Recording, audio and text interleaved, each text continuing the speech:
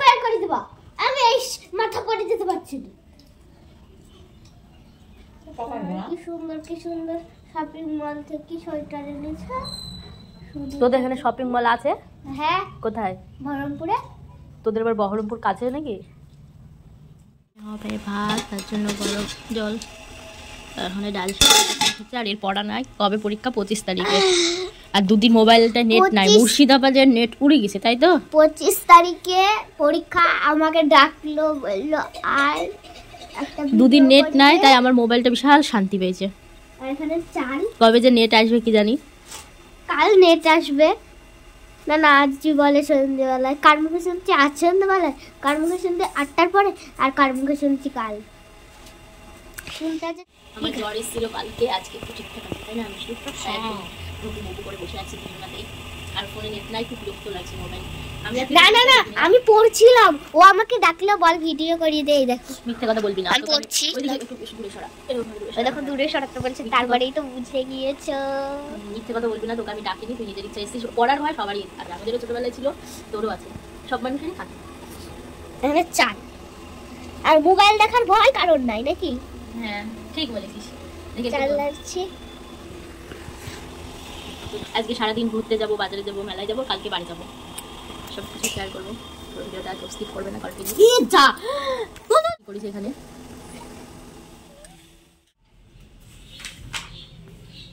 পড়াশোনা করছে, এক যজ্ঞর বই ছিটিছিস, পড়ার বেলায় নাই। পড়াশোনা করছি না তো কি করছিস সারাদিন? দেখছিস, লেখা তো একটু দেখছিস নি? না গো, এতগুলা খাতা টাতা ছিটিছিস, পড়ছিস? বল, একবারও পড়তে বসেছিস? এখানে পটল গাছছি। আর দেখতে পেলে মাসির কাছে বোন কত না আবদার করলো। এরকম আবদার আমরা ছোটোবেলায় সবাই মায়ের কাছে করতাম, বা এখনও করে চলি। হ্যাঁ, যাই হোক, তোমরা সবাই কেমন আছো? আশা করছি খুব ভালো আছো, সুস্থ আছো। আমিও খুব ভালো আছি। আজকে মাসিদের বাড়ি থেকে বাড়ি যাব, সব কিছু তোমাদের সাথে শেয়ার করব। এটা সোনপাপড়ি, এটাও সোনপাপড়ি, এটাকে ওর এখানে টিফিন বক্সটা রেডি করছে। আর এই দেখেছো পুরো রেডি হয়ে আছে। আর ওর প্রত্যেক দিনের হচ্ছে স্কুল ড্রেস এক জায়গায় ফেলবে, স্কুলের মোজা, ট্রাই, ও এক দিন এক জায়গায় ফেলবে, সেটা খুঁজে পাবে না, ওটা মাসিকে দিতে হবে। আর এখানে ও মেয়ের সাথে ঝামেলা করেছে, মানে মেসি ওকে মারতে তেড়েছে, তাই ও চুপ করে এসে ঠাম্মি ধরে নিয়ে এসে ওকে বসিয়ে একটু আদর করে দিল। ওর সব রাগ গলে জল হয়ে গেল। আর এখানে রান্না হয়েছিল আলু পটলের তরকারি, ডাল আর মাংসের ঝোল। আমার মাসি মাংস এত সুন্দর রান্না করে, তোমাদের কি বলবো। আর তারপরে চলে গেছিলাম মাসির সাথে একটা ব্লাউজ ঠিক করতে। আর বাড়িতে এসে দুজনের কেক খাওয়া শুরু করেছি। মাসি কিনে এনে দিয়েছে দুজনের একই সেম কেক, আর ও আগে খেয়ে নিয়েছে, আর আমার কেকের ওপরে হামলা। এই কদিন ছিলাম, দুজনেই খুব আনন্দ করেছি। আমার ফোনের যে তাড়াতাড়ি নেট শেষ করে দিত, তখন খুব বিরক্ত লাগতো। এখন মনে হয় যে পুরোটা দেখে নিলেই ভালো করতো। আমি কেন দেখেছি মাঝে। মাসি আবারও লুচি ভাজছে। বাড়ি চলে যাব কাল পরের দিনই বাড়ি চলে আসার কথা। আর রাত্রিবেলা লুচি সুজি, আর আমি একটু সস নিয়েছি, মেশো পরে দই নিয়ে এসেছিলো। আর এইমাত্র খাওয়া দাওয়া শেষ হলো। আজকে রান্না হয়েছিল ইলিশ মাছের ঝোল, ডাল, পাঁপড় ভাজা। তো আজকে বাড়ি যাব 12 দিন পর। চলো সবটা তোমাদের সাথে শেয়ার করব।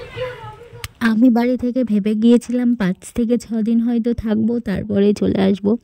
5 থেকে 6 দিন থাকার পরে আমার জ্বর শুরু হলো। আর যেই জ্বর শুরু হলো, তখন বেলডাঙ্গায় না কোথায়, যাই হোক মুর্শিদাবাদের কোনো একটা জায়গায় মারামারি শুরু হলো। আর অমনি আমাদের আর বাড়ি আসা হলো না। আমার বিশেষ করে জ্বরের কারণে আসা হলো না, কারণ আমার জ্বরের দিন আমার বর আমাকে আনতে যেত, ও যেতে পারেনি, তাই ওকে মানা করেছি। ও আমাকে গেলে নিয়ে আসতো, আর ও যেতে চায় না কোনো জায়গায়। তারপরে আমি বললাম, না থাক, আমি বাড়ি যাব না, তোমাকে আসতে হবে না। সেই জন্যই যাইনি। আর মেসো বললে, এত ঝামেলার কারণে তোমাকে আর একা যেতে হবে না, বাসে করে আমি গিয়ে তোমাকে থুয়ে আসবো। তাহলে তোমাকে যখন আমি ধুতে যাব, তুমি আর 2 দিন থেকেই যাও। এই সব করতে করতে আজকাল করতে করতে আমার 12টা দিন মাসিতে বাড়ি থাকা হয়ে গেল। মেসো গাড়ি চালিয়ে নিয়ে যাচ্ছে, আর বোনকে পড়ার ওখান থেকে তুলে নিলাম। ও পিছনে বসতে বসতে সামনে এসে দেখছে আমার কাছে বসেছে। আর মেয়ের সামনে বসেছিলাম গাড়ির, ও আমার কাছে এসেই বসবে। আর ও দেখছো এমন করে বসে আছে। আর মেশো তেল পাম্পে গিয়ে গাড়িকে এখন খাওয়ানো চলছে তেল পাম্পে এসে। তারপরে ওকে পুরো চুল বেঁধে দিলাম, ওর সোয়েটার নিয়ে এসেছিলো সোয়েটার পরলো, ওকে পুরো গাড়িতেই আমাকে সাজিয়ে দিতে হয়েছে। আর এরপরে আমরা সোজাসুজি চলে যাব আমাদের মানিকতলার মেলা দেখতে, কারণ মাসি কোনো দিনই সেইভাবে মানিকতলার মেলা দেখেনি। মেশো বললো, আমি একবার এসেছিলাম আর এক মেশোর সাথে, তাই আমি বললাম যে চলো তোমাদের মানিকতলার মেলাটা দেখিয়ে নিয়ে আসি। আর বোনকে দেখেছো স্টাইলে পুরো ফার্স্ট, আর পুরো মেলার মধ্যে ঢুকে গেছে। আর এই সাইডে পুরো বাদামের দোকান বসেছে। এবার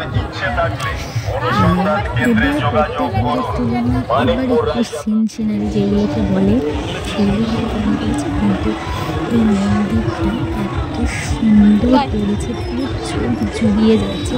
এখন রং করা হয়নি, যখন রং করা হবে পুরোটাকে সুন্দরভাবে সাজানো হয় তখন সুন্দর দেখতে লাগবে। এখন চোখ দুটো পুরো জুড়িয়ে যাচ্ছে, মনে হচ্ছে যে রং করার পর কবে হবে কবে দেখবে। ওপরে যে ফটোগুলো দেখছে ওইগুলোতে পুরো ছাড়বাতি হবে। আর অনেক এত সুন্দর লাগছে, এত মানুষের ভিড়।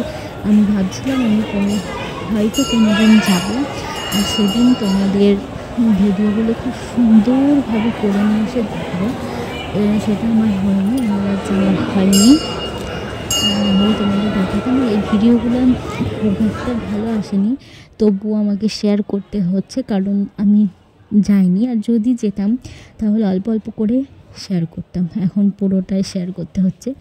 তো যাই হোক, পুরো মেলাটা আমরা ঘুরতে পারিনি, কারণ আমাদের পৌঁছাতে প্রায় 8:30 মতন বেজে গেছিলো,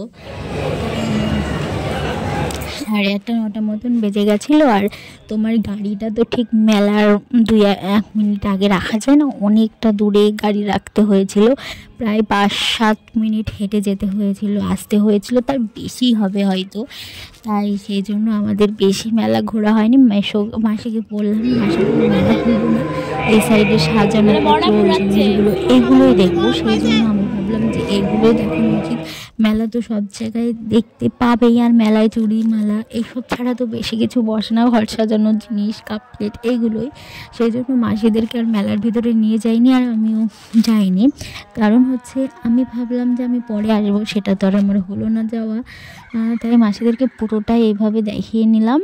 খুব সুন্দর সাজিয়েছিল, পুরো ভূতের সিনারি করেছে, মানুষের জীবন নিয়ে কিছু বলেছিল।